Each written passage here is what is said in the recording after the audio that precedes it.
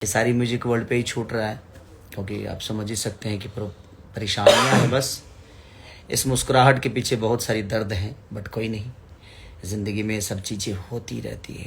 नमस्कार दोस्तों। तो आप लोगों ने देखा खेसारी लाल यादव अपने एग्रीमेंट को लेकर के बात कर रहे थे कि मेरा जो एग्रीमेंट है अब उस पर वो अभी तक ख़त्म नहीं हुआ है। ये कुछ पहले दिनों का लाइव वीडियो है, मतलब जो इससे पहले गाने से पहले और एक गाना आया था आज से पहले, उस समय का ये वीडियो है। तो मतलब अभी एग्रीमेंट ख़त्म हुआ है नहीं, ये कन्फर्म नहीं है भाई।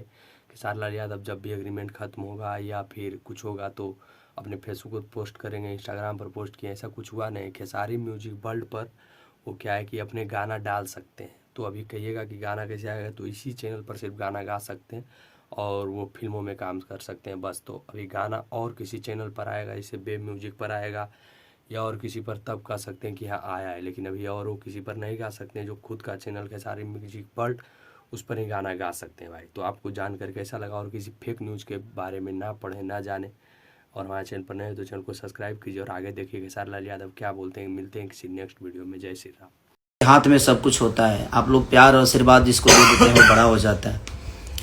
तो ठीक है, लेकिन खेसारी म्यूजिक वर्ल्ड पे आ रहा है गाना, तो उसको प्यार और आशीर्वाद दीजिए।